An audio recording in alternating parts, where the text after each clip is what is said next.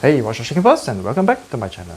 So in today's video, you can actually see from the very onset of it is that we have this yellow color substrate versus the black color substrate. So one of the things over here that we have done differently is that I got a little bit tired of actually looking at the very dark streams, for example, deep blue boats, red King Kong, anything that is really dark. I can't really tell the streams are there or not there, how are they doing. So what I actually did is that since we are actually moving away from the normal substrates placement, we have used the reset baskets. So we actually put the soil in there, and of course, we have the pot as well. So having that pot actually helps to buffer the entire tank water parameters. And for this tank, we actually have a pH of about 5.8. So we use a lot of fluva biostratum soil. And we also actually did something different on this side, is that this basket is actually filled with ADA version 1. So it kind of like helped to buffer a little bit lower. However, that's just for security purposes.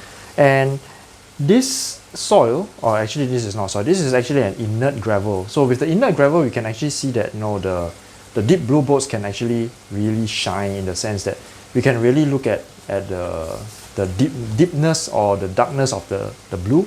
And actually what we want to do is that in the past we had this collaboration with the schools. We actually have the students actually do final year projects on deep blue boats and the effects of using light, having a lot of strong light, and of course with light substrate, most of the time it will turn a little bit of a lighter shade.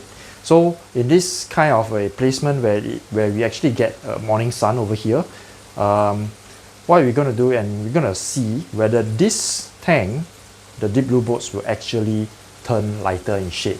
However, one of the things that we have not been conclusive about is that the lower the pH, the darker the deep blue boats. And one of the reasons for hypothetically saying that is that these streams were actually in just fluva soil with the pH of about between 6 to 6.3, which is a little bit on the high side. So what I actually did is that I put the ADA soil a couple of days ago over here.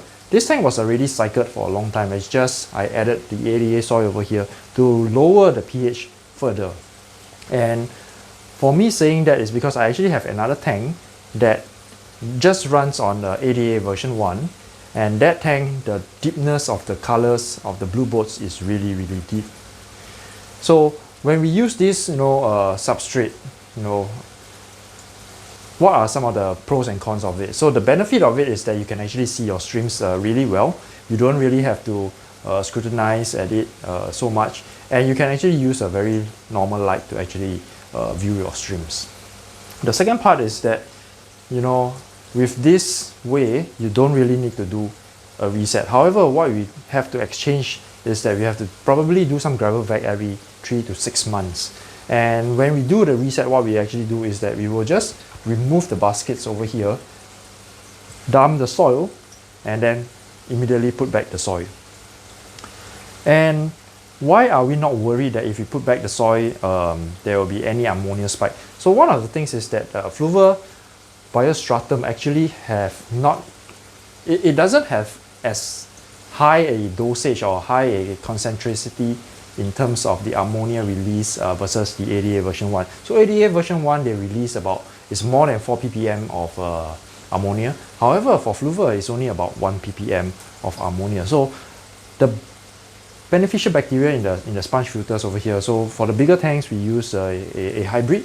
So the beneficial bacteria will actually be able to sustain and handle the fluva biostratum at the onset. So what I do is that I just have to remove it, top it up with new soil, and then we are good to go. So what does that actually mean? It means that we do not really have to then reset and vacuum up the soil. So this is something that we have moved towards for some of the tanks. We are actually trying on some of the tanks. And one of the things is that this will actually help from a workflow perspective, it will actually help a lot.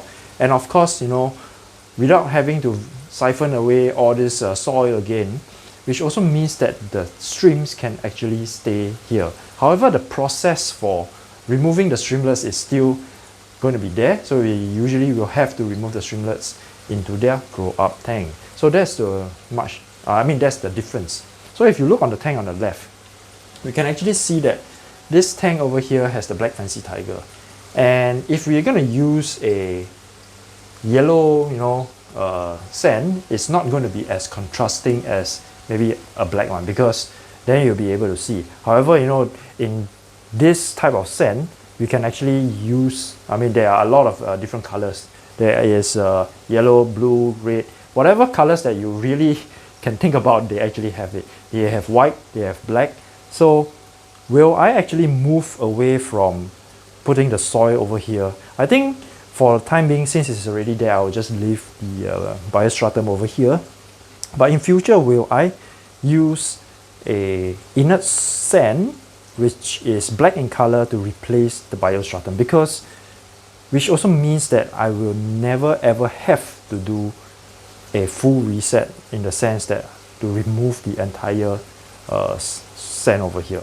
So even if I have to do a full reset, for example, if I'm going to do a full reset and I'm going to remove all of this sand over here, what I can do is I can actually wash the sand and actually use it again, because these are inert sand. This is synthetic, and they are not they do not break down, and you can actually wash them and then reuse them again. So from a sustainability standpoint, I think this way would probably be something that in future we can tweak and think about and tweak, and then help with the workflow in terms of different types of sand as well. But however, I think the most important part of this is that we purposely choose a very popping color of the sand, so that we can actually see a lot better of the stream. And will it impact the stream? So far we have tried quite a few tanks already. But this is actually the first tank we actually put a full colony of streams in there.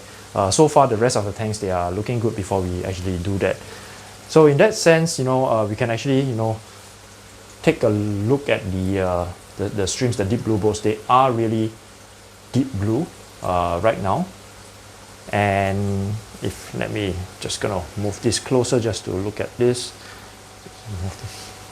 You can actually see that they are really, really deep blues.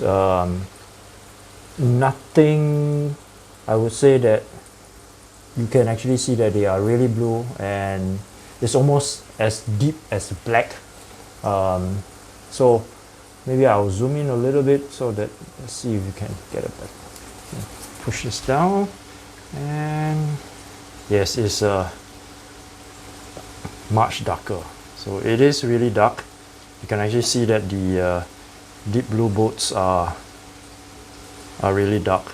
So I'm just gonna pan this out a little bit and get this in focus. Yeah. So in a ideal world, what we actually want to do is that, because in the past we actually get a lot of questions regarding whether should we remove the instead of removing the streamlets, can we remove the adults from the tank without having to disturb them. The whole reason for not moving the adults away, even for a normal tank, is that we want to continue to keep the breeding cycle, because every time we move a tank, move the adults to another tank, they will drop their eggs, they will have to take time to acclimatize, they will have to take time to get buried again. So this is something that we often do not do. We do not move the adults, we move the babies. So coming back to this sand over here, you can see that it is still relatively new, and over time probably it will slightly darken a little bit, but I think overall it is something that we would probably be okay with it, because now we don't even need to strain our eyes to actually see where the streams are. They are really popping out from the sand, and over time, let's hope that the idea or the thoughts about having a lower pH on this tank will actually maintain the deepness of the blue. So if you are able to maintain the deepness of the blue due to a lower pH and of course genetics, then I think at the end of the day, that is what we really want to achieve. So I hope you guys have learned something from this video. You know, you think about whether is it a good way to actually keep your streams now versus the previous methodology of, you know, using a active soil to keep them. And, you know, let me know your comments, and I really appreciate your time for watching this video, and until next time, peace out.